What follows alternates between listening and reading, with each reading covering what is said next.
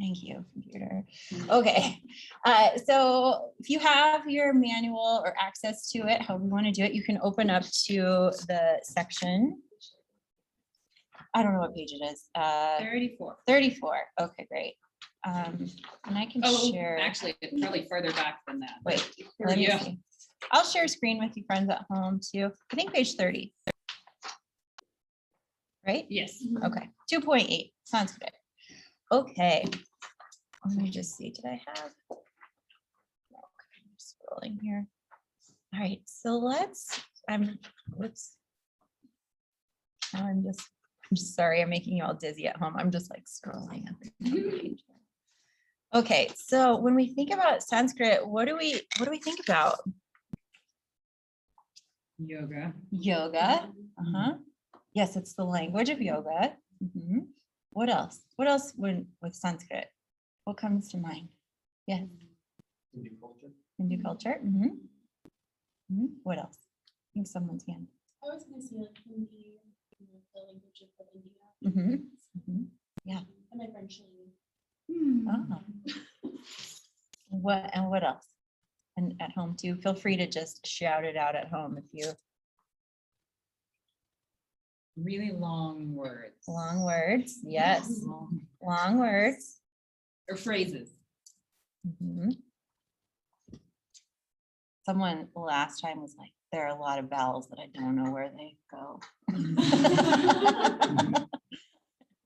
Are you excited about learning Sanskrit? Yes. Yeah. Is that audio still on that one? Oh, you go. No, you go here. Whisper to the electron. It'll take like a minute.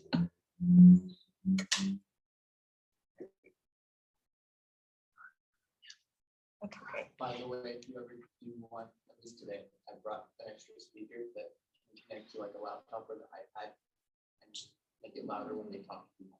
Oh, that's a good idea. I love that. Okay, well, what I'll say about Sanskrit, is anybody nervous about it? Yeah, thank you, perfect, I figured. So what I'll say about that is that it's like learning any other language.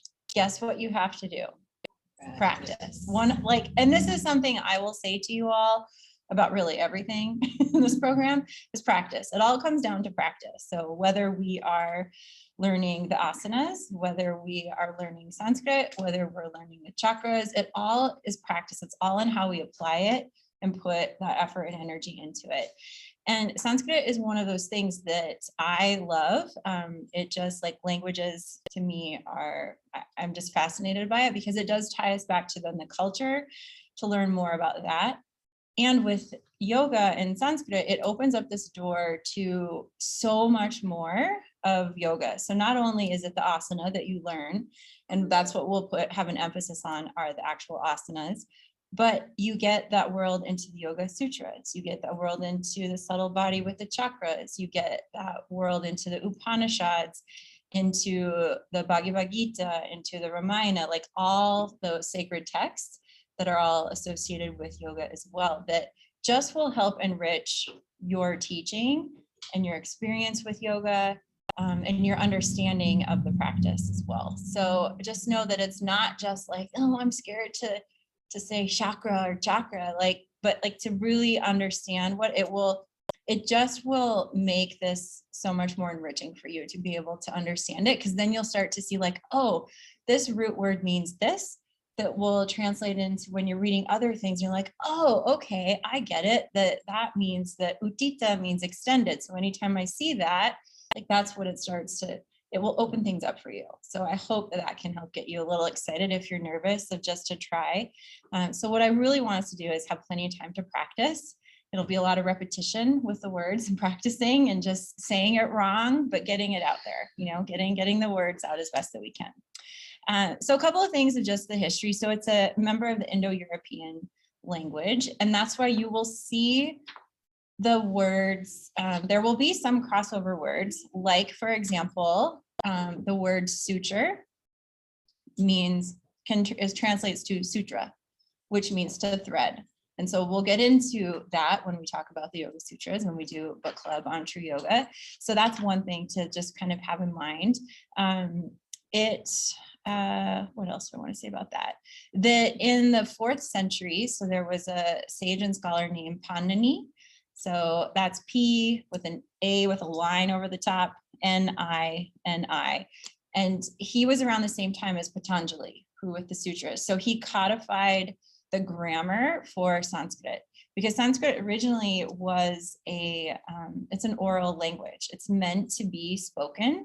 Like it's not meant, I mean, you could read it, of course, and there are scholars that study it, but it is meant for us to speak it. Does anybody know why? Yes. Isn't it like respond like energies? Mhm. Say certain. Yes, that it's a vibrational, energetic language. And that's where the thing that we all have is mantra, right? You've all heard of chanting, right? The kirtan, all of that. So the cool thing with Sanskrit, it's meant to be oral. There's a certain meter to it. So when Austin you'll have a whole little lecture on mantra and get to practice chanting, and he'll break all this down of like the chanting aspect to it. I'm going to give you kind of the nuts and bolts of like, how do you say the word when you see it written? Or how do you try to sound it out? Those sort of things.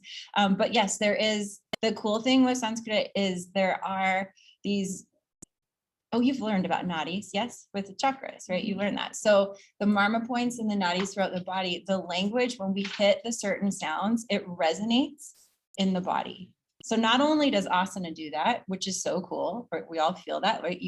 There are different marma points that open when we're doing back bends, we're tapping into that energy, but also when we chant Sanskrit, when we chant it powerfully, correctly, with intention, we're opening up those energy centers in the body too, which is why if you've ever been to a kirtan or done mantra, you'll notice a shift. Have you noticed that before?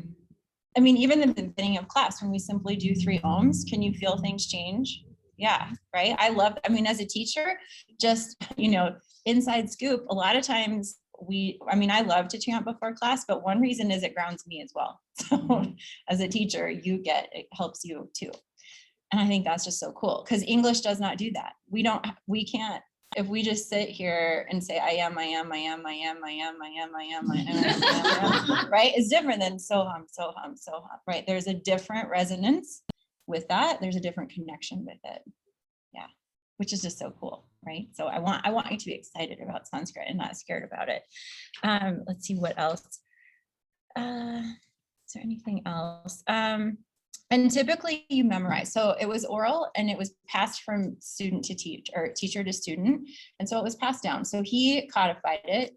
And then you'll see, and this is the other thing. So Deepa, who, if you've ever met Deepa, she was a teacher here for a while. And then she she's a lawyer in the Air Force. And she then now is transferred to Virginia. We were all very sad to see her go. And she was in our 300 hour. And we were talking about her workshop that she did was about appropriation and appreciation.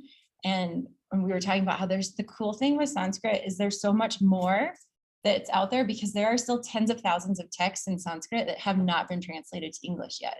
So like the world of yoga, who knows what it's going to look like as more and more of these texts get translated for all of us, for the rest of the world, which is super exciting.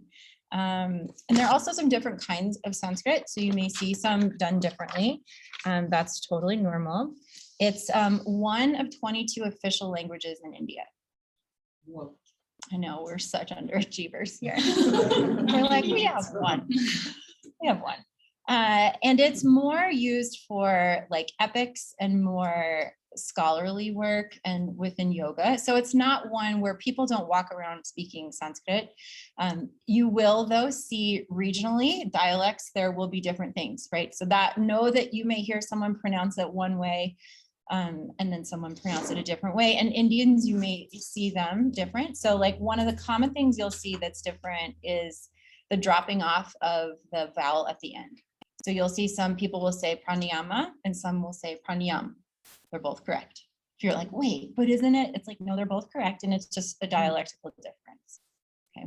So don't sweat that. Don't panic if you see anything like that. If you're like, wait, someone's saying, asana, asan, asana. They'll say that instead of asana. So it'll be, think words like that, where that last vowel gets dropped off. That's normal. And it is the living language of yoga and mantra, which is just cool. And what we do so that we can understand, as you can see Sanskrit there in the manual and that chart at home on the left, like for you to read that, you're like, huh? Right? It's lots of lines and squigglies. So what we do is we use the Roman alphabet, and it's called transliteration. So we put it into English so that we can understand how to say it. And the cool thing with Sanskrit, that even though there are a lot of vowels and long words and things like that, it's a phonetic language. So it's not like English where there are no like exceptions to the rules, sort of a thing. So that, if anything, I hope can, right, like can just be helpful for anyone, you know, when you study language and you're like, wait, oh, but it's not this. Like English is the worst for that. I'm always, anyone who learns English as a second language, I'm just like, you're amazing, because I don't even. I never realized how hard English was until my kids started learning how. Mhm. Mhm. I never realized. Mhm. But it's hard, whatever. And then as my kids are learning, I'm like, oh, it is hard. It's so hard. How do I just like teach them? Mhm. Yeah, I taught English in Spain, and it was like, for some of the things, I'm like, I'm so sorry. It's just, I don't know why this is just the way it is. Sorry, that's my only way to explain this. So knowing that for yourself, if this takes some time to, you know, to get down, like be patient with yourself, because a reminder, it's adult learning. That's what we're going through right now. So be patient. Please just be patient as you learn this stuff. And yes. Can I ask, like, what is the goal of, because my mind is like, oh my gosh, am I going to be expected to speak conversationally? No. Like, so No. and it's like buzzing up there. So No. what's the? No, it's for you to understand, to understand how to pronounce the words. So when you see them written, to use the tools to be like, oh, okay, when I see the dash over the top, it means to do this. If I see a diacritical mark over a consonant, it means to do this. So that you can, if you see Sanskrit written, that you can start to understand like how you would sound it out. It's literally like, did you all watch Sesame Street? Mm-hmm. So remember the guy, it was a cartoon, it was one of my favorites, where he had like a rectangle body, I think, like, I don't know, I need to look up and just pull up one of these, but he had like these things up above him and be like all these letters above him, and he's like, wa, ah, ta, and he's like, water, like he took his time. Do you remember those? And then he'd smush the letters together and then you get the word. That's like what we're doing. We're going real remedial to really understand this, because if you can learn to say the words in Sanskrit to the best of your ability, it's really helpful as a teacher, because there's a lot of English words, of course, that you can use, but not everybody uses the same English words for the asanas. So some people will, like reverse warrior that we have, not everybody calls that reverse warrior in English. You'll have people call it like exalted warrior or extended warrior. I don't even know. There's a whole bunch of different ways. So if you are, say, traveling and you're teaching and you say it, people will know. People know what that means. If you say Uttita Parsva Konasana, they'll know what you're saying. They're like, oh, okay, I know that pose, versus whatever English version that they've decided that they're going to call it. And it does give you, it does kind of give you a little bit of credence to know what you're talking about when you can actually say the Sanskrit word. You can then if you are traveling and you're taking a yoga class and they're saying these weird English words for poses and you're like, what is this? I don't know. But if they said it in Sanskrit, you'd be like, oh, I know what that pose is. Great. I can do it. You can teach abroad. You say the Sanskrit, it's the same everywhere. So does that help? Yes. Okay. Yeah. Mm-hmm. Yeah. There'd be no sentences. There's nothing like that. However, just the more you learn, the more that things like the Yoga Sutras, when we talk the Jenny Lee book club, right? Yamas and niyamas, we'll get into that too. We'll break those words down to see what those mean as well. So it's just like the doors are opening. Okay. Let's see. What else? Is there anything else I want to say? Yes. So it's the transliteration, and we use the diacritical marks because there are ways in which the words are pronounced that aren't in we just don't have those English letters, and it makes it, can make it more complicated. So we use the dashes and the lines and the tildes and all that sort of stuff to understand. Okay. Okay. Let's see. And the word Sanskrit, just so you know, and it's not Sanskrit, just to be clear. So it's Sanskrit. Sanskrit. Okay. So yeah, so say it. Sanskrit. Sanskrit. Okay. And it means it's considered to be a polished, well-formed language. Polished and well-formed language.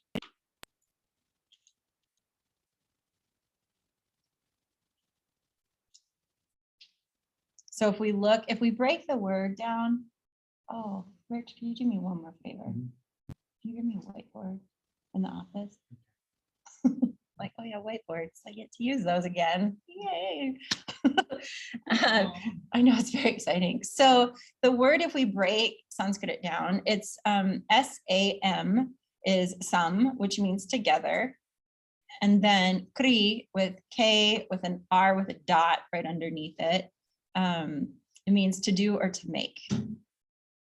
And so, repeat that last part. yeah, to do or to make. So basically it's to adorn, to refine, to polish, to form well. Kri. Sam, S-A-M, it's together. And then Kri, which is K-R, there's a dot under the R.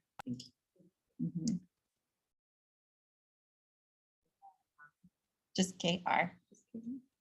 I mean, you can, the E is implied, but it's fine. I mean, you could put that there if you want that.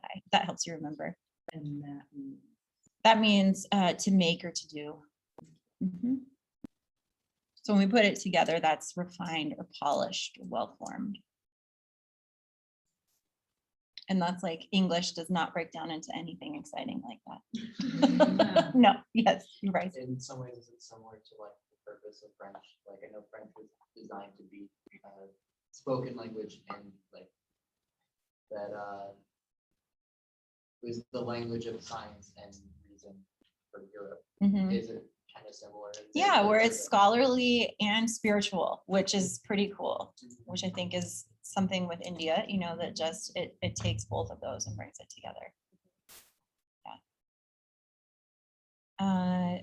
And plus, like, the more you learn, so like, especially if you get into the epics and you start reading the Ramayana, or, you know, you start learning about the mythology of yoga, Sanskrit is going to be part of that. You're going to want to learn that as well. And so that just it's just going to make everything more relatable and understandable as you move along. Okay. Okay. So what I want us to do here first is that, so, oh good, I get perfect. This is perfect time. We'll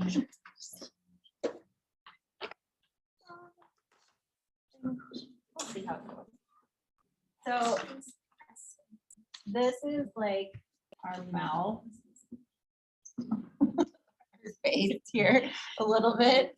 So let me see here. Let me make sure I got this right. Okay. 5.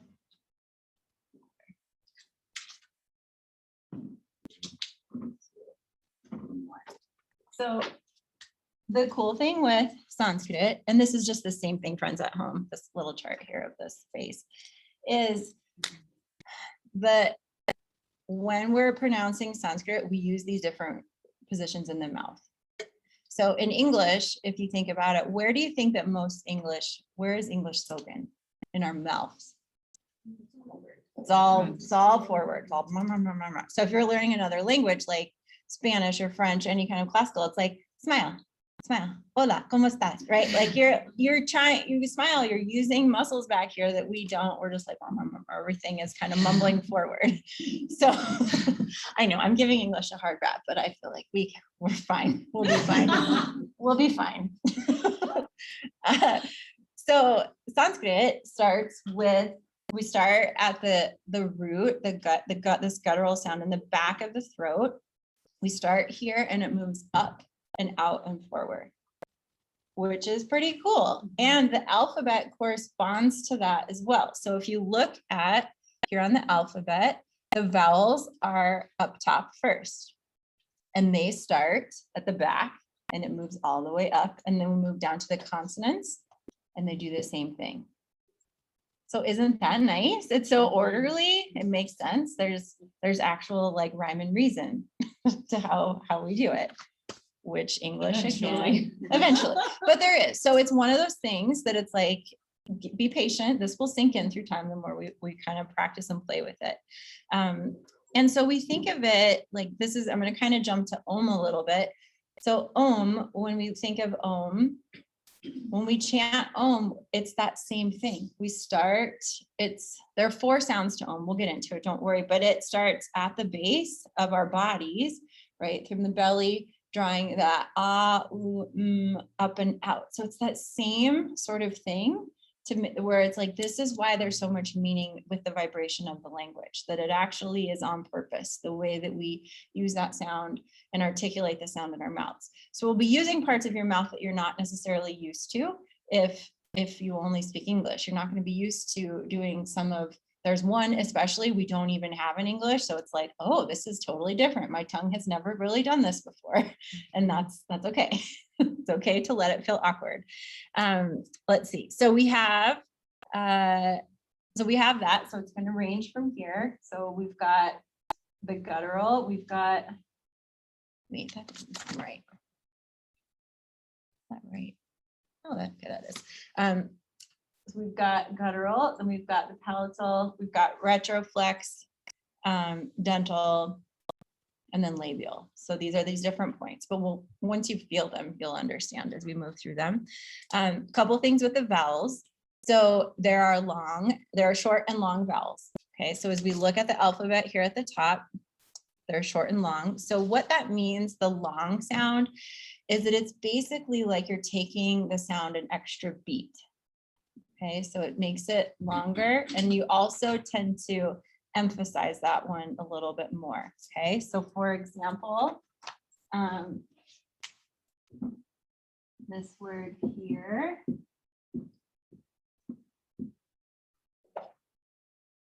so you can see. So that word there, how do we say that word? Asana. It's not, here's what it isn't.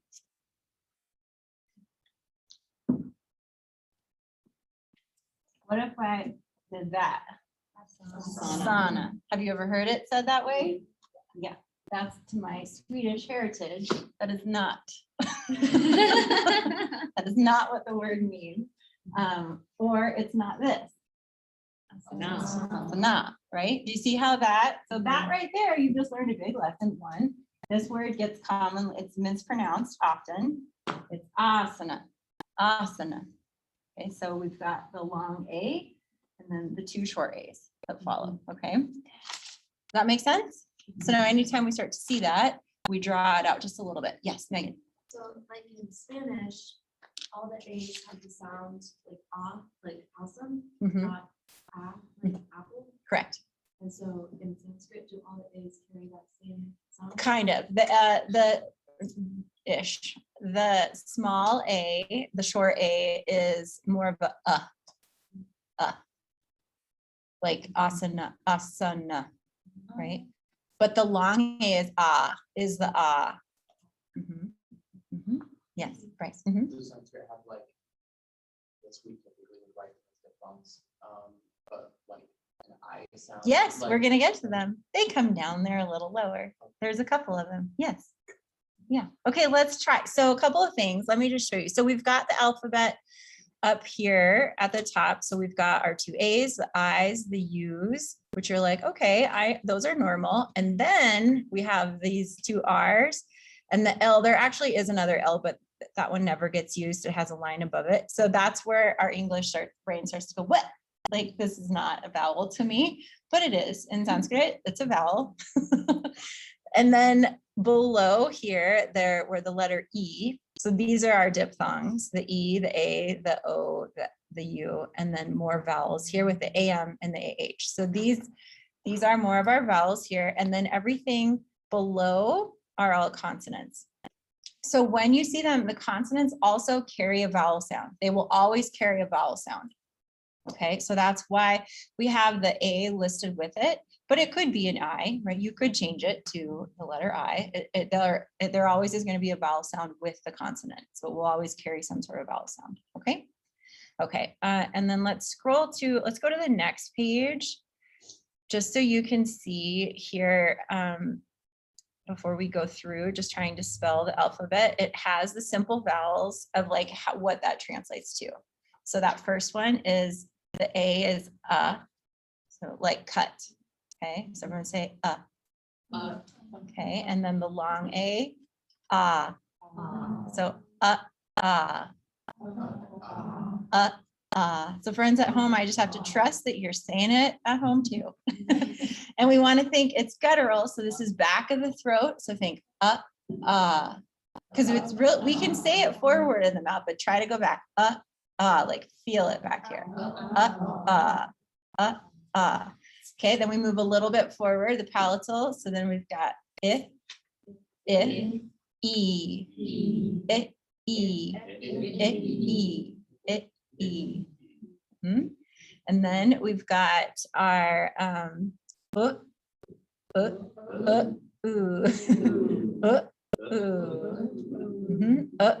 ooh, right? And then we've got ra and ri. I know this is where it's like, if you can speak Spanish, you're ahead of the game here, right? If you can roll your R's, this is going to be helpful. And then lera. And then there is ri, but don't worry about that. You're not going to have to do that one. And then, and then we have or just sorry, and then So the dot below that H there for that it's an echoing. So this is where, like, for example, you will see Om Shanti Shanti Shanti. That's like an echo, that last E. When we say, we don't say Shanti Shanti Shanti, it's Shanti Shanti Shanti.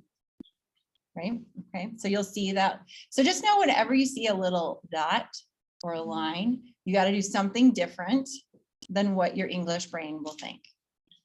That makes sense, Lilani? Can that echo come on other vowels other than the A sound? Oh yeah, all the vowels. Yes, it can echo any vowel. Yes. Okay, then Bryce, diphthongs. So the E is A. The AI is I. And then O, that one, we got that one. And then ow. Okay. And they just progress through that numbering. So the A's are the one, We're going back. We're starting in the back of the I's are throat. 2, the U's are 3, the R's are The R is going to be 3. Yes, because that arda. So it's that thing. If you start pronouncing your words like this and start talking like this all the time, you can start to see where you're like, oh, I get the Indian accent. It's because they're putting their tongue, that retroflex, at the roof of their mouth, just like that's where that comes from. Right? That's cool. Isn't that fun? I'd be like, y'all are just walking around in vibrations all the time. Like, It's awesome. I know, right? There are millions, billions of y'all, and Right? just You're just sending vibrating. it all out all the time. Yes. Okay, so now we move on to the consonants. Okay, so this is where we start to play. So this is guttural. Okay, so this is ka, ka, and then ga, ga, and then nya. Think back of the throat, ashtanga, ashtanga, ashtanga. Okay, then soft palate, moving forward a little bit. How do we say the CH? Cha, right? Like chakra, right? So we've got cha, cha. So we aspirate it a little bit, cha. Okay, and then we have ja, ja. And then we have Patanjali, so then it's forward, nya, nya, but a little bit more forward. It's not as pulled back. It's a little bit forward. This, like this, and when we get to the S's, like don't panic about like, oh my gosh, it was like palatal and not guttural. It's fine. Like just pull back. I would say pull back when you see the end for the most part. Okay. Then next we have our retroflex. So we're moving ta. So the roof of your mouth, ta. Let your tongue touch the roof of your mouth, ta, ta. And then da, da. And then na, na. Great.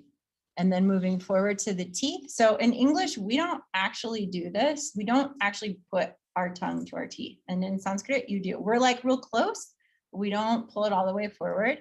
So we want to come forward. So it's ta, ta, ta, ta.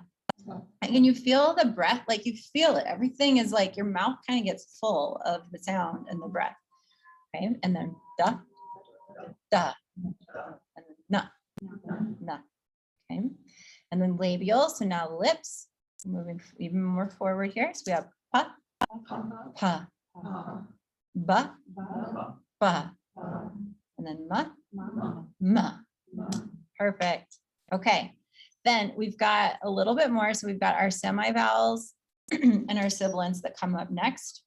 So these are common ones that we'll see. So palatal for the yeah. So that's going to be not all the way back, but a little bit forward. So yeah.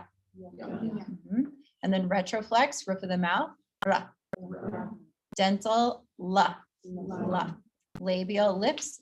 So this is wa. It's not va, it's like an in between a V and a W. Okay, so it's like that in between. And then guttural, ha, ha. Okay, then our last one is, or not quite last one, are the sibilants. So these are the S's. So in English, if you can put like SH instead, but if you use a diacritical marks, it lets you know how you're going to pronounce it. So the first one with the S with the accent mark above, we're looking at palatal, so it's sha, sha. Okay, and then when we have the retroflex with the dot below the S, the roof of the mouth, sha, sha. And then we have the dental one is just sa, sa, like what we all know. You're like, phew, I know that one, sa. I got sa. Okay, the last one, the last little ones here. So these are two little compound ones here that you're going to see commonly are either an X or the K with the S with the dot below, and that's sha, like Lakshmi, Lakshmi. Okay, and then the other one that really trips people up is the J with the N with the tilde, and that's gya, gya, G-Y-A. So think G-Y-A, gya, gya. So for example, this word,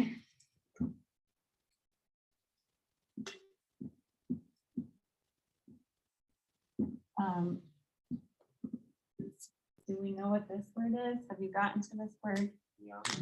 Jnana, jnana. So this translates to wisdom. Friends at home, sorry, let me make sure you can see that. That word. Okay, so jnana. So jnana mudra, right? You've all seen this before, jnana mudra. This one, sitting here, it's kind of quintessential meditation pose. So that's kind of the tricky one there. And then lastly on this list here, we have that there's no equivalent to an F sound. So if you see PH together, what is that? How would you say that? Pa, right? In Sanskrit, you wouldn't make it like English where we might think that means, like Stephen with PH. Nope, it's pa. TH is ta, right? So how do we say this word?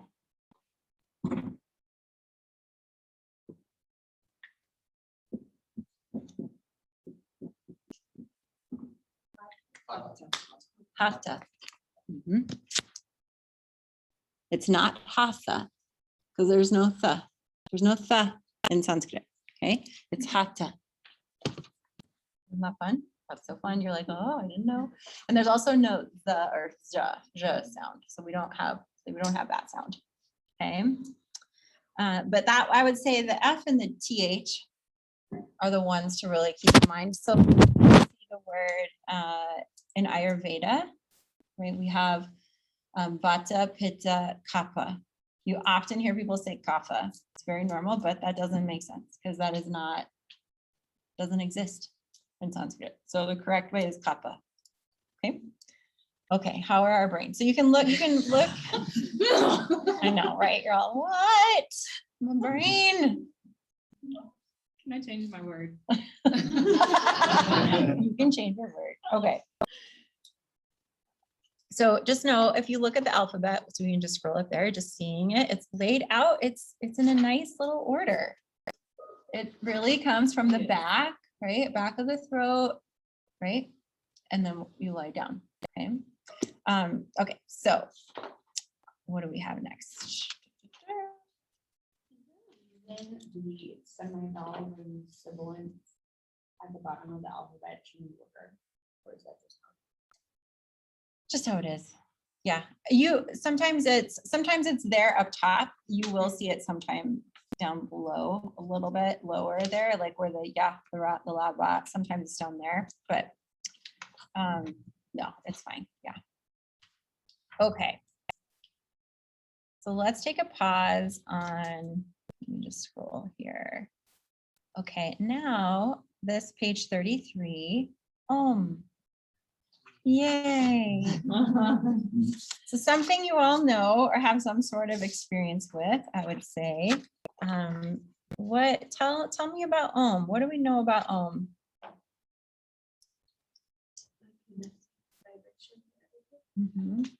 Yes. Yeah. I mean, Om it's the sound. It's like, and the word was Om. Like, it's like the coolest word. It's like, any chant, it all starts with Om, right? It all begins with Om. It all begins, it's that cool thing. And if we think of like the little mouth movement, so if we look at the word itself, so you'll see that it's written there, how it's broken up. It's got its parts. We've got and then we've got the dot. But think about the mouth. Where does this start? Guttural. The A starts back here. Ooh, moving up, and then out. Right? We're taking a journey. That full cycle from the base all the way up and out, which I think is so cool, right? That's like, we don't have any, English doesn't do that. It doesn't give us that kind of gift. So when we look at this, you can look at Om in a couple different ways, that it is often the sound of the universe, that the yogis, like they felt this, like this is through their chanting experience, they felt this happening. Okay. And it was like, they felt that resonance. And then from there, they created it and sent the sound out. Okay. And this vibration of nature is just cool. If we get quiet, it's like when you're quiet enough, there's still that sound, right? We feel that sound, we feel that resonance. Okay. And so we start with the so we think belly, like really thinking down low, that so everyone, let's just do that. Like feel it down here. And then we start to move up, ooh, and then which goes through the mouth and out through the crown. So it's like it's like that everything is going up and out, right? That's so cool. And then the last is our dot, which is also the dot here on the actual symbol, is Turiya. And that is that fourth sound. This is the ultimate state. This is why when we chant Om, we sit in the resonance for a while. We don't just jump right into the next thing. We let it wash over us. That is the thing that, like, when you do mantra or chanting, anything like that, that chant, but wait, just like let it kind of wash over you, let it be kind of that like soft rain coming down on you kind of a thing. Okay. And just like sit with it. So you don't have to be like, child's pose. You know, like we don't have to like do that. We can sit and then move on. Like give it space to like settle in. Okay. Okay. So let's chant this a little bit. So the cool thing with chanting Om is that you can chant it a lot of different ways. So let's do, we'll chant and then we're going to take a break and then we'll come back and do some group stuff. Okay. So you can just kind of sit in the Om a little bit from that. So let's chant it 9 times. Okay. Let's chant Om 9 times and just see how that feels. Okay. All right. So again, you can take it through ah, ooh, So you'll sometimes hear, like it translates to O, right? When we kind of compound the letters, that A and the U together makes that O sound. So that's great to do that, but let yourself kind of evenly rest in each sound. So let it kind of be a little ah, a little ooh, and a little okay? And just see how that feels in your body. Okay, so 9 times. I'll let you know when it's the last one. God help me, because I'm the worst counter, but I'll do my best. I'll focus really well. I don't know why, it's just a thing. It's a thing. If you ever done core in my class, you'll know. If I say 10 more, that's ish. That is an ish. Okay, so let's sit up nice and tall. We can take Jnana Mudra if you want to just take this here. Relax your shoulders. And breathe it out. Let it all go. Big breath in.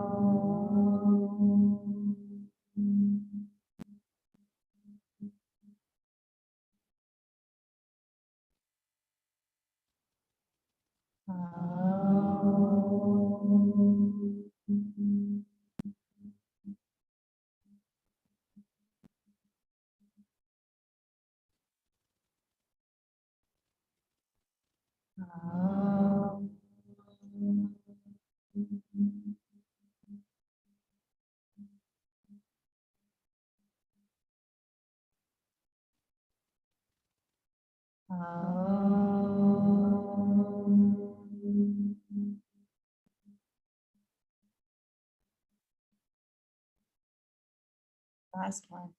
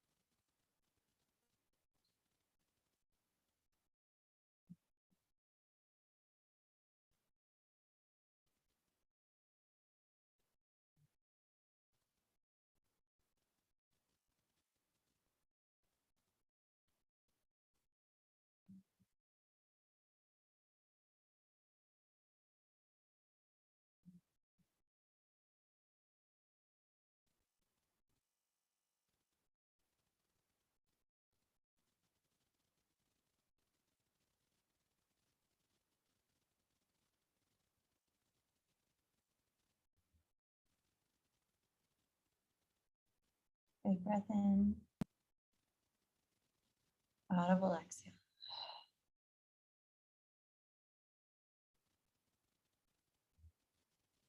Stop, open your eyes. How'd that feel?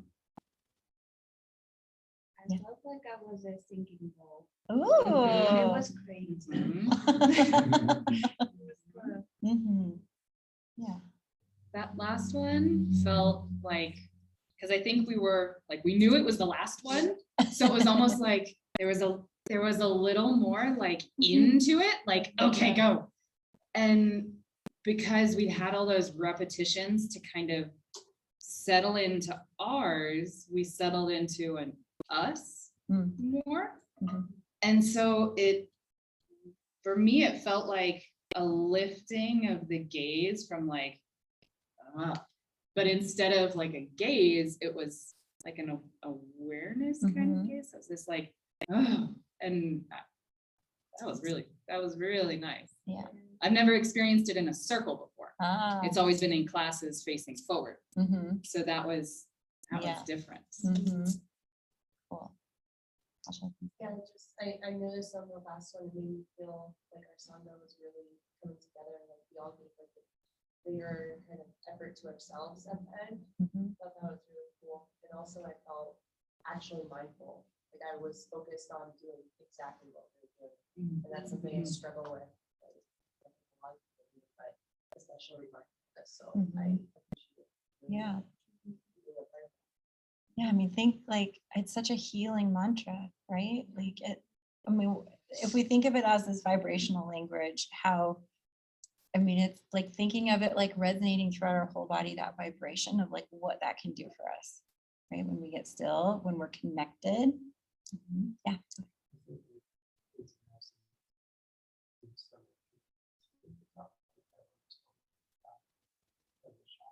Mhm. Mhm. Yeah. Right now. Mhm.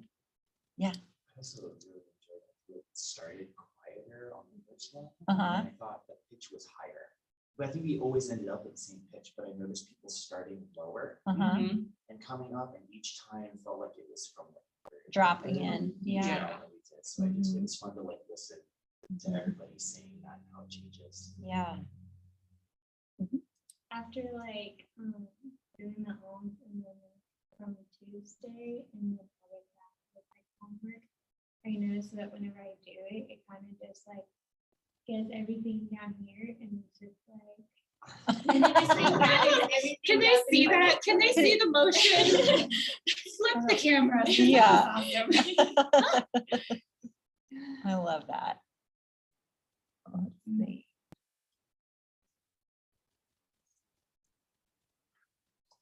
Oh, sorry, Monica. That's an L, your question. I just saw that. You're good. Yes, I know, right? It's so nice. So the things with Om that are great is that you can, if we have time today, before we finish, I'm going to try to make it. So keep me on task, please. Like we'll do some rolling Oms at the end. Have you done rolling Oms Mhm. before? Ooh, they're so fun. So what they'll be is we'll all start the first Om together. And but then you just Om on your own breath. So it'll be Oms just going all over the place. And then I'll let you know when the last one is. And you'll just watch and experience like how that shakes out. And there's other ways too that there's some fun different ways with Oming, but yeah. Right. Just one interesting thing that I always find is like, there's different pitches as you own, but like if you listen for that overtone, it's always pretty much at that, like the happiness frequency, the 441 hertz or whatever Mhm. it is. Like everyone, even though there's different pitches, somehow everyone just kind of melds into that one pitch. And it's super Oh, I love that. You music people, thank you. I believe you. Okay, so let's take a few minutes. What we'll do next, just when we come back, we'll do a little breakout session of just practice chanting Om to like pretend like if you were going to lead Om a little bit. And don't worry, you'll be in partners, so it'll be nice little safe group that you're like, oh yeah, I'm so scared, like you're fine, you'll be okay. But just kind of practice of like, what would it feel like to lead an Om with one another, just to give that a whirl. Okay, so we'll come back and just do that a little bit, just a few minutes to just sort of practice like that. You're like, okay, everyone, let's Om.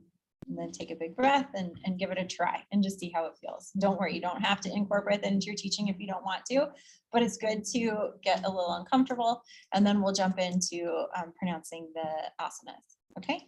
Okay. So let's take, how about 5? Is that enough? 5 minutes? Okay. Okay, great. So we'll be back at 10:03. Like, gotta do math real fast. Not my sheet. Odd numbers. Okay, so we're just gonna practice that chanting, and we're gonna take 5 minutes. That's it, just 5 minutes. So friends at home, I'm gonna put you in a breakout room and just practice chanting Om. Just pretend like we're just gonna do that, teach that part in class. So you're welcome to stay in here. You can kind of spread. I mean, you only got 5 minutes. So this will be a quick, like, just give it a whirl and see how that goes. Are we practicing explaining Yeah. how a student would do it? Okay, as Yeah. well as the. Yeah, just say, okay, let's chant Om 3 times. Let's just say 3 times, or you can say 1 if you're like, let's just do Om 1 time. If you're like, oh my God, if you're like having the like your major heart palpitations, then just chant it 1 time. Just try it 1 time and see how that goes. Okay. So friends at home, got you on there for 5 minutes. Friends in here, just turn to your person next to you and we'll just go partner it that way. Okay. All right. Open your rooms up. All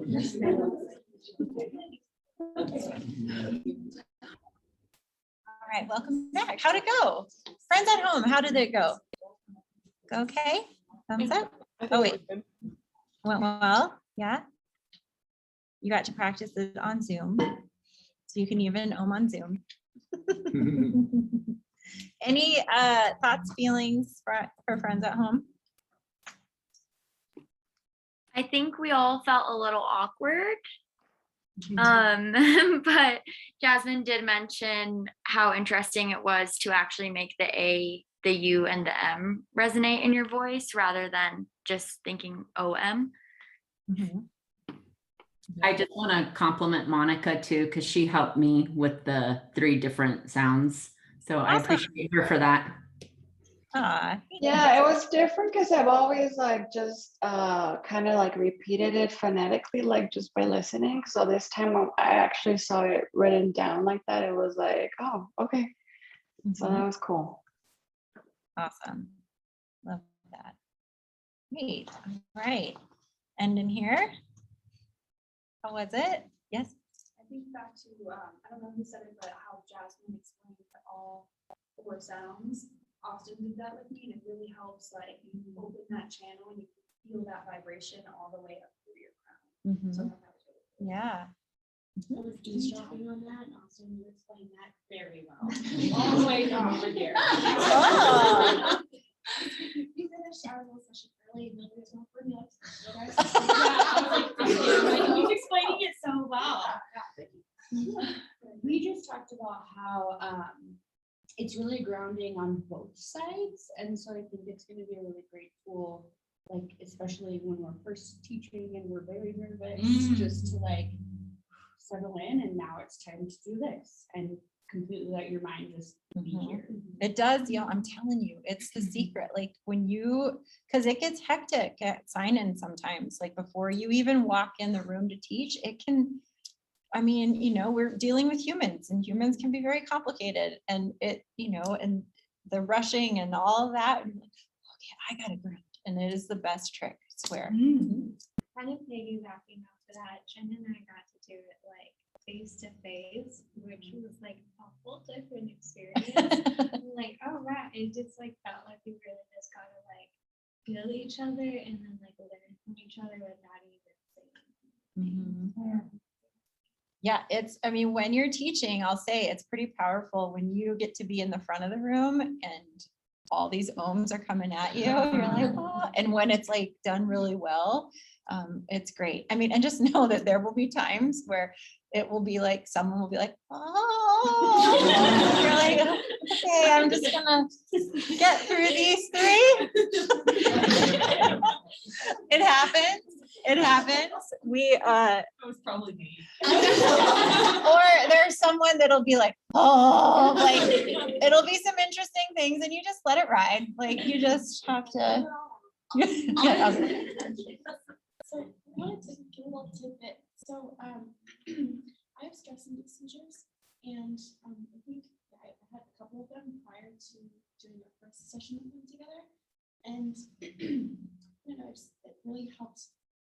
just let me like not think about all the things that I have going on, and it really just grounded me and let me center myself. And because I don't know, I brought my medicine actually, which is not good, but the helps, like, because if sometimes when they go, they just keep going and going and going, and I was really afraid I was gonna have to leave early today, but but like doing the like really helped everything settle inside of me, and also like just sharing like that space, the energy of everybody else, and like having like the sound reverberate through my body, like outside and inside. Just I don't know, it was really great. So thank you guys. Oh, thank you for sharing. Thank you. You said Sound River? Yeah. I love that. That was beautiful. I'm like, it was a sound river. Even at home, I hope you felt the sound river. Really hard to follow that up and not just. Oh my gosh. I've found that with chanting, I don't know exactly what tone. is Oh, gonna you'll get come it. out. So that, just put a pin in that and Okay. you'll, It's like, with who knows Austin. what's coming out, and I'm That'll be with Austin, because Okay. you'll have a whole section on chanting okay. soon. One of the things that Can you hear him at home? No, they can't hear you. Okay, what we had talked about in our group was that when teaching and doing at home, it might seem kind of esoteric to some of your participants in your class. So we've heard teachers give an option of if you want to participate or not. I mean, just being in the room, you're participating in it and you're gonna feel it and it'll make you more comfortable, but much like posture adjustments maybe offer Yeah. to either. Yeah. Oh yeah, I do that. I say, duh. Grace is like, yeah, Laura, you say that every time. I do. I say, when I introduce it, I always say, you're welcome to, we'll take 3 ohms. You're welcome to join, hum, or listen. So if people just want to kind of be like, you know, like a little, they want to try a little, or if they sit in silence, like letting them know it's okay to opt out if they so choose and that we don't care. So I do like to give that caveat when I guide the class through them so that no one feels weird. I did have a teacher who used to say, his joke was, ohms are like thongs. They can be uncomfortable at first, but once you get used to them. So you can say that, if that, or something along those lines. I think I will. I mean, yeah, I've never forgotten that story. So it's like, yes, okay. That will stay forever. Yes. So we can, Trevor, rest his soul. Thank you for saying that. Real quick, I forgot to tell you. So the script that you see written, all the lines and swirls, is called Devanagari. Just so you all know, I forgot to say what that is. But Devanagari, and it's the language of the gods, because Deva means gods or celestial beings. So Devi is goddess, Devi. So Devanagari. How do we say it? Deva? Nagari. Just so you know what that script is that you see. Okay, now what I want us to do is we'll go through that additional handout. I just made this recently, this one of the asanas for you. That I posted, that other one that I just posted the other day. And I added like the phonetical breakdown because I was like, maybe that'll help. I was trying to think, how can I make this easier for you all when you're trying to figure out how to say these words? So we'll go through this list, and then we do have the common mispronunciations that we'll go through that list as well for today. But so if you look at that, do you all at home have that pulled up for yourself, those words? Yes, so then I can see you. If you want to go to Google Classroom and pull it up. Where is it exactly? I'm sorry. I posted it in Google Classrooms a few days ago. It's under the handouts section. It's the asanas from the Cambio sequence. So you'll have that you can reference to look at. And if you don't have it handy, if you can look at your neighbors, that'd be fantastic. So quick things here just with the guide. So the long vowels with the line across are capitalized. So I capitalize them for you. The lowercase ones are the short vowels.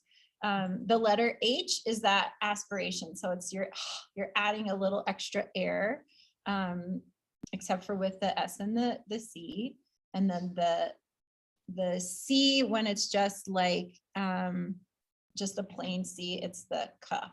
I did it that way. And then cha, the usual. And then the S is the same, right? That sort of thing there. So you just have that clear. So it's phonetic. Okay. So trying to keep this phonetic for you. But you also have the Sanskrit right there next to it, so you can do it. And what I'll say is that we all learn differently. So if you're like, this doesn't quite work, but if I were to draw the mouth next to this would make more sense. Or if you need to like have it side by side, something else, no, do what you need to help learn. You know, because there's a lot of different ways to go about with this. Okay, so let's go through the list here. So first one we have is child's pose, which is balasana. Balasana. So we've got the two long sounds for the A. Okay. Then, so tabletop, you hear some people say this. So, oh, whoops. And I typo. I forgot the ba part. I'm like, I need to make a note on here. This guy's so, because I just have chakrakasana. It's chakra bakasana. Chakra. So add that BA. Bakasana. And it makes the sound of a V or a B or something. It's like it's like an in between a V and a W. So chakra bakasana. So you got to add that. B with the lips. The line. Yes, wakasana. Okay. So it's like biting your lips. Okay, then cat. So cat and cow, people hardly ever say this one in class, just so you know. So if you're like, what? Some people will call cat cow chakravakasana as well. Sometimes you'll hear that. But if you were to break it down, it's mar jari. Jeez, this is hard. Jari asana. Sorry, I'm like, this is hard for me. I need to just read the Sanskrit. Can you say it all together? I How it would can't. move like a normal. rhythm? Yes. So geez, Marjariyasana. That's how we Marjariyasana. I'm like, I can't look at that right now. Like, I just need to look at the Sanskrit. That was throwing me off. And then Vidalasana. Okay. And then we've got our down dog. So Adho, Mukha, Shvanasana. Adho, Mukha, Shvanasana. So Adho is down, Mukha means facing, Shvana is dog, and then asana. So the words actually mean something. So you could do that nice little translation. You will start to see some repetition in some words. So we'd be like, yeah, we've been here before. So that's coming.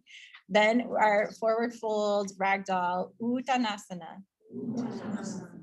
And then tadasana. And then extended mountain, urdhva hastasana. Urdhva hastasana. Everybody's favorite, samastiti. Samastiti. And then ardha uttanasana. Ardha uttanasana. Okay. Question. You're saying uttanasana, but it's a little U. Yeah, but it's uttanasana.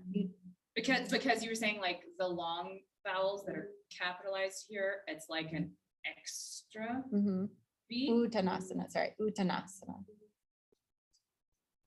Uttanasana. Uttanasana. You're overthinking.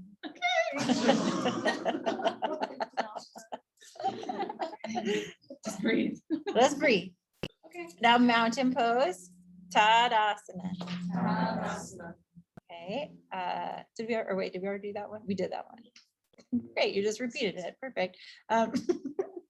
Now we're at plank pose. So which nobody ever says this, but Kumbhakasana. There's also, you'll see it palakasana, but again, I've never been in a class where anybody says plank pose in Sanskrit, and I don't know why.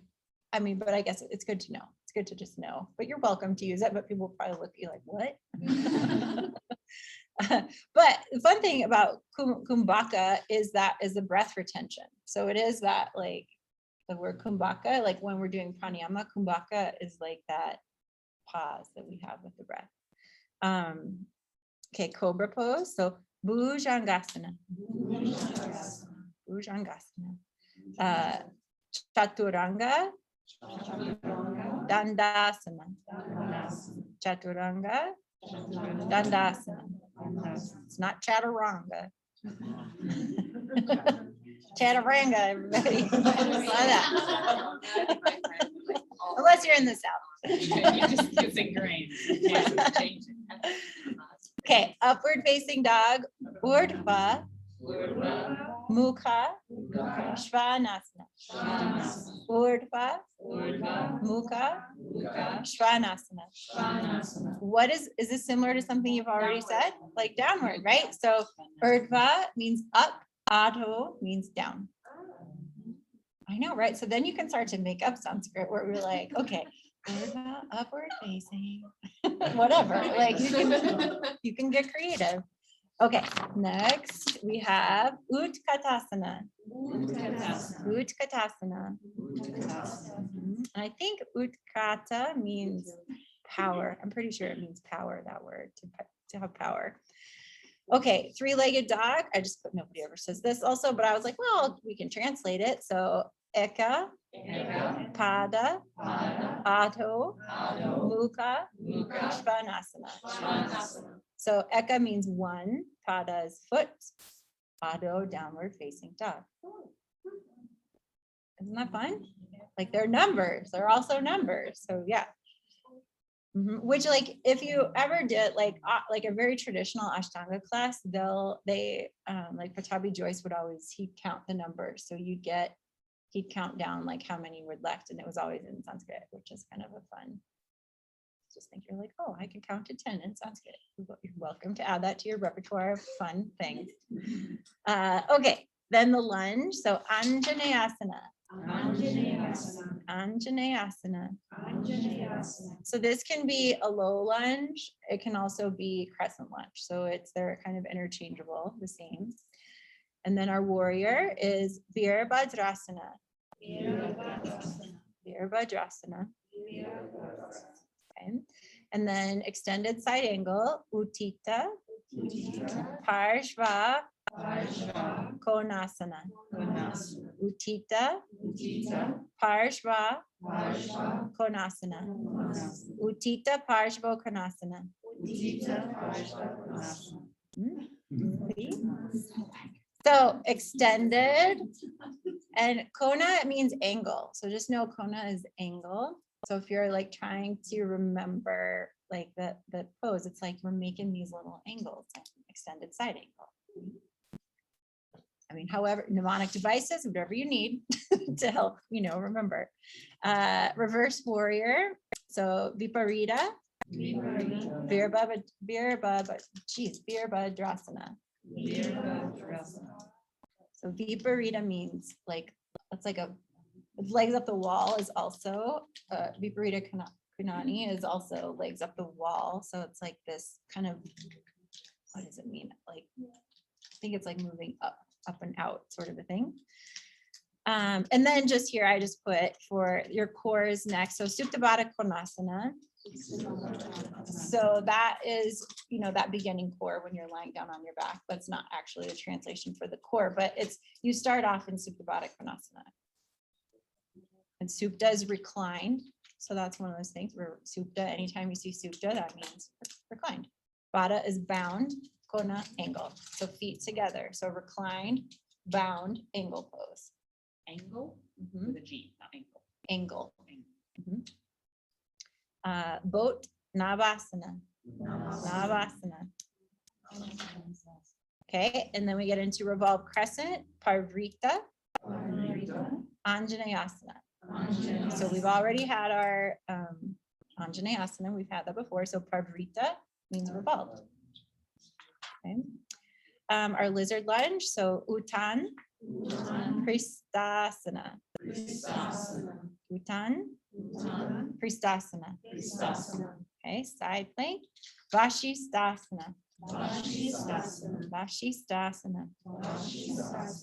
Okay, eagle pose. Garudasana. Garudasana. So Garuda means eagle. So he is in all the epics. So Garuda, if you ever read the Ramayana, you'll be like, I've seen this before. Like this word, this is not new. Gorilla, Pada or Pada Hastasana. Pada Hastasana. Pada means foot, Hasta means hand. Foot to hand pose. So you could even call it that, gorilla. You could say foot to hand pose. And the same. Crow, Bakasana. Bakasana. Okay. Triangle, Utthita. Trikonasana. Trikonasana. What does Utthita mean? Extended. Extended. 3 means 3 angles. Extended 3 angle pose. I mean, if you said extended 3 angle pose, people would not know what you're talking about, but just know you're looking for those, all of those angles. Okay, our wide-legged forward fold, Prasarita. Padottanasana. Prasarita. Padottanasana. Okay, then our goddess, so or horse, so it could be Utkata. Konasana or Devyasana. Devyasana. So Devi, goddess, Devi. See, it's all like it's coming together. There's some repetition. We have next here our back bend camel, Ustrasana. Ustrasana. Half pigeon. Eka, Pada, Kapotasana. So what's Eka? Pada. Kapota is pigeon. So a one-footed pigeon. Okay, and then we've got locust, Shalabhasana. Shalabhasana. Okay, our seated forward fold, Paschimottanasana.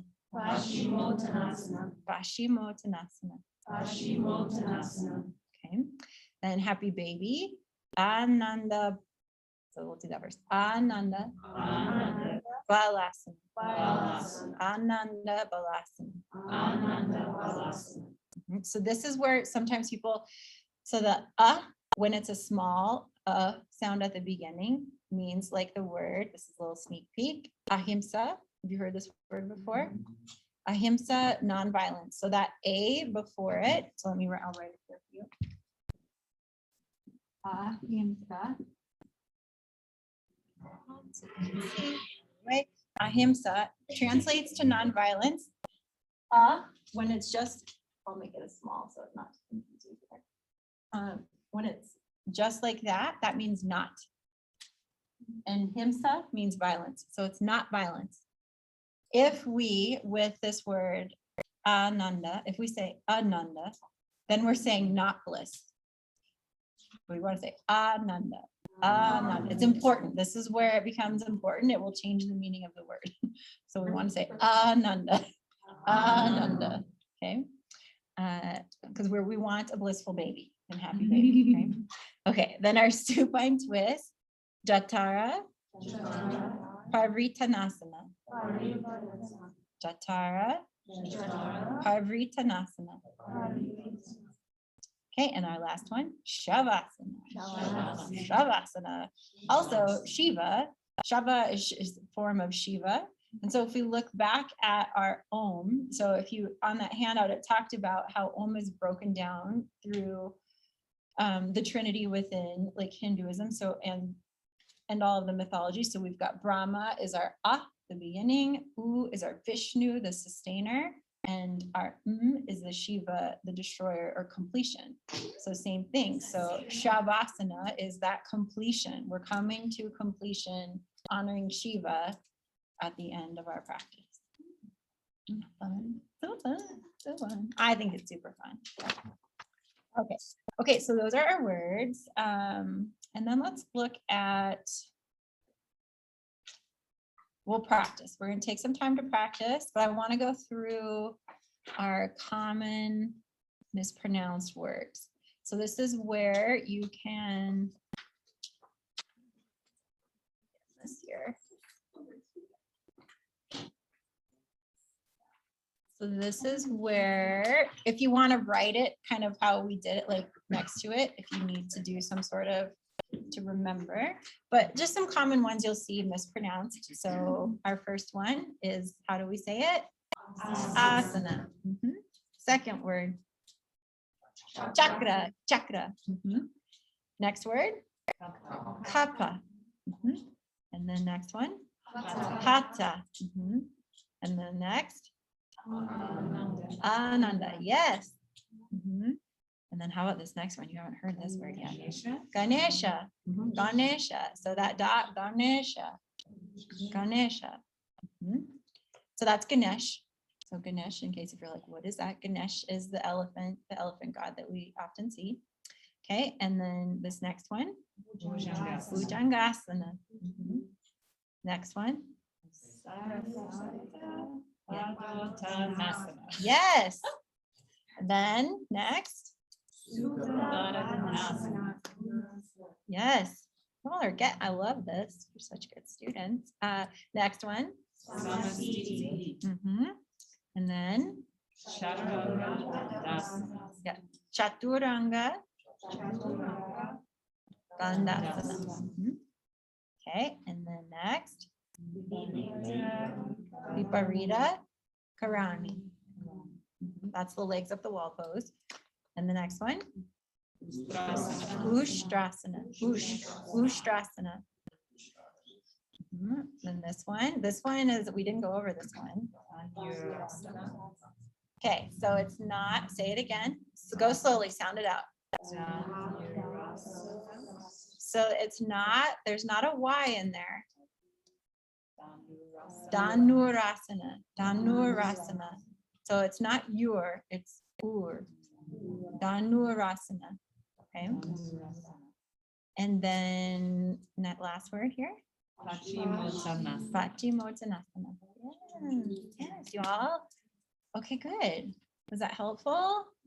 Kind of give you, so here's what I would say. If you're panicking, Jen, take a deep breath. So when we are looking at Sanskrit, and this is what I'll say to, so there's a lot of different ways you can learn this. The way that helped me, one, I cared about this, so that I just was excited. I wanted to learn how to say the Sanskrit. So it starts there with a desire to want to, for one. And then second is figuring out how you're a learner to learn this, okay? So one thing that helped me was I made flashcards. I just did flashcards of the poses and I had them, you know, and if I've done different trainings over the years where I was learning all of the asanas, I had little flashcards and I'd go through and I'd practice that way. And I just kind of go through practicing them, and that was helpful for me. It's going to be different for anyone, but I will say, you've got to say it out loud. You cannot intellectualize it. Say it, feel it.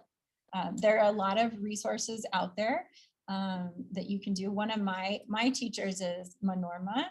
I'll write her name up here. She lives in New York City. She comes to town every now and then and does workshops. Her, and I have it on your kind of resources guide on there, is sanskritstudies.org is her website. So she's a great one to learn from. She even on Spotify, she has a whole, one of her albums is like pronouncing a bunch of words and the alphabet and all that. So you can do that. Our friend Deepa, she is going to put together, since she's Indian, she's putting together some recordings of stuff too. She's also in another school. She's always so busy, but she was like, I promise I'll get this to you soon, but she'll have a recording that we'll share with you all once too, of you, if you want to hear someone like a native speaker saying it, because clearly, you know, I'm doing my best, but I'm not, not going to be perfect with this. But so you'll have some more resources too. Mhm. Yes, Bryce? So what was the website again? For- It's sanskritstudies.org. It's on your list, and it's at the very, I think on the last page. Yeah, yes. There you go, Scarlett. And she does beautiful chants and all that sort of stuff too. So and there are lots of, you know, just if you're looking, I mean, you can Google online, there's a lot of resources out there to like, how do I say that? Like Google it. There are a ton of really great resources to help you.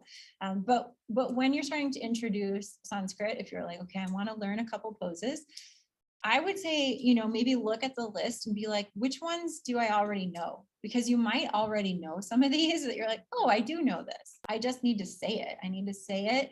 And then so when you're practice teaching in your posture clinics, now would be a good time to try saying the words. Use that handout if you need to, but say it and say it a few times for yourself.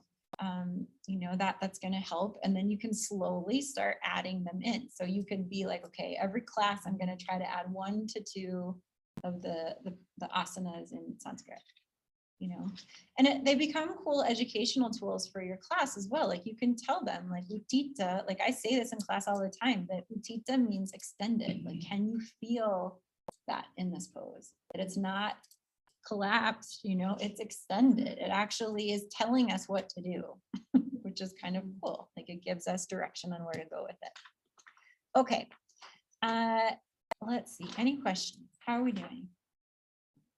Better. Better? You're feeling a little better? I mean, this is just the beginning. We're scratching the surface, but it's getting you a nice introduction. I hope to like, be like, okay, I've got some tools. You can use the mouth map. You can use your handouts if you're like just looking at, you know, if you like open up and find something, a yoga sutras, and like, okay, how do I read this? And take it step by step, like take it 3 letters at a time. You don't have to say the whole thing out. Like take your time to sound it out slowly. You don't have to rush through. You know, it's one of those things that takes time, you know. Mhm. Just curious, if we are reading Sanskrit, is there, number 1, does word order matter in Sanskrit? And then does it, like, is the order it does close to what English does, or is it, does it tend to be different? Oh, the grammar? Oh, I don't know. Let me think. So there is one of the books on your list that's by Zoe, forget what it's, Zoe something on that list. She has a whole course like on Sanskrit grammar that you can do. And her textbook, it's like a full-on textbook, and you go through it. I've done some of it where it's like she actually has it in Devanagari and you have to like translate what that is into English, which is kind of cool when you start to see the patterns in the Devanagari in the script, but I'm not sure. I'm not that far in the grammar to know. I didn't get that far yet. Yeah, okay, anything else? Shall we do some rolling ohms? Sound good? So the other thing we can do too, but I feel like you've already done it, but one of the, just to let you know, if you ever feel like you need it, and you can always request this of the class. I'm just going to give you all permission. All the teachers I don't think would care, but if you're like, can we do some rolling ohms? Like just say, if you all feel like you need it at the beginning of a session.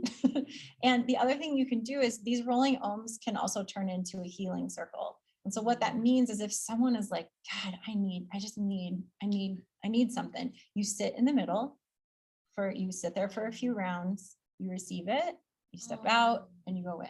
So if you're ever like, can we ohm circle and I need to be in the middle, like you can say that. I'm giving you all permission to do that. It is like, I mean, I think however you share that simply being in the circle, that is pretty powerful, but it's also, and you can do like 3 people at a time. Like you can do it that way.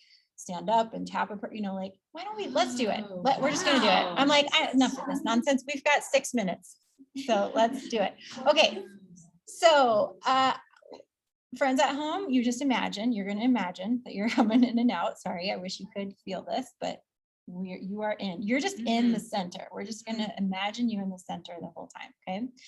So let's see. How many of us are in this room? Has anyone counted? I don't know. Someone count for me, please. 14. 14, Well, okay. no. Great. So let's do, I think we'll be fine. Let's do like 3 at a time. I think we should be able to get through that in 5 minutes. So I hope my math is right. This is, again, math is not my strong suit. So let's do that. 3, you can come just sit back to back. So you all sit like in a little back to back, your shoulders touching in the middle, and then sit for a few, whoever wants to go. Yeah, so 2 other people join. There was a really good like root chakra moment this week. So I'm just gonna like, Perfect. Okay, so we'll do this and just sit here for, sit here through a couple of them, then stand up, tap someone, and you come back into the circle. And we just want to make sure we get everybody in. So I'm gonna do my best to try to keep track of y'all to make sure you all get in there. And so to refresh, so how this works, we'll start Om together and you just let the Oms go, okay? You just like go at your own pace. You don't have to match your neighbor. So if your breath is shorter or longer, you just roll with it. It'll be a little clunky at first, but that's okay. Just ride it out, okay? Okay, big breath in, exhale, let it go. And together, breathe in.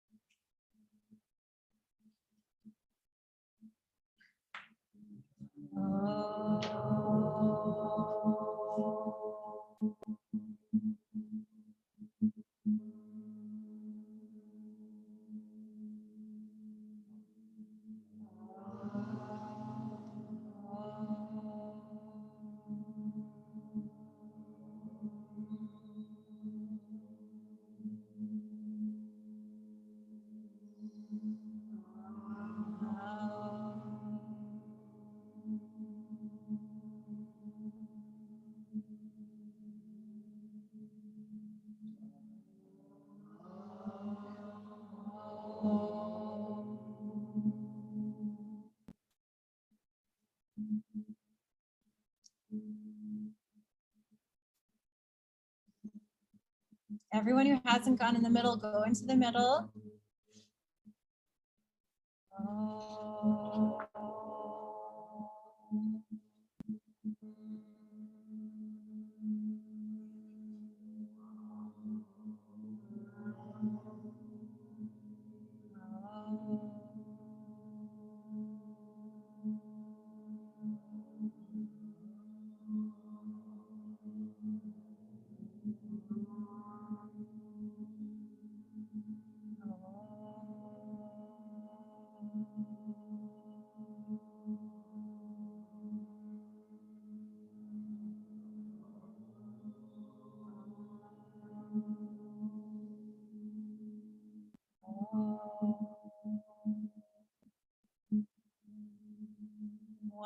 everybody.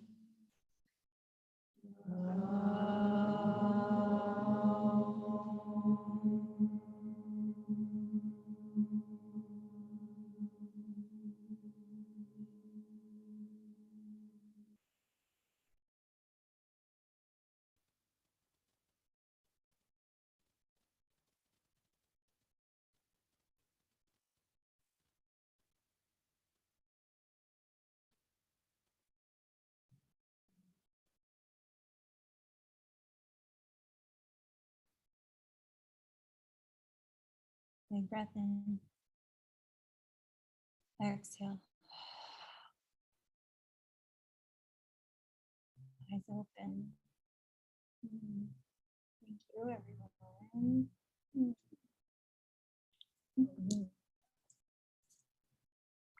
Okay, let's do the word. We'll do the word and then I'll set you free. I mean, ish, 10 minutes. Okay, friends at home, we'll have Scarlett. We'll have you go first. Acknowledged. Nice. Laura, Better. Heather, Kayla, Humble. Jasmine, Connected. nice. Monica, Light. nice. Anastasia, Held. Stock, say loudly so they can hear you at home, please. Connected. Belong. Grateful. Peaceful. Peaceful. Settled. Vibration. Excited. Thank you so much, everyone. So we raised the bar. We raised that goodness, like this room. When they come in here, I guarantee you they're gonna feel it. They will feel the difference. Yeah. Okay. Well, keep practicing. Have fun. Ask questions. I'll see you all soon for a lecture. I don't know. It's not. I just gotta get through today. The wedding. And then we're on a little, then we'll have a little vacation, so that's great. And then I'll see you all next weekend, I think, for true yoga. I think, yeah, so get to read. And okay, so let's take 10. So 11:03. Okay, sound good? Thank you, Laura. You're welcome. Thanks, everybody. Just gonna thanks at home. So 10 minutes. You're good to go.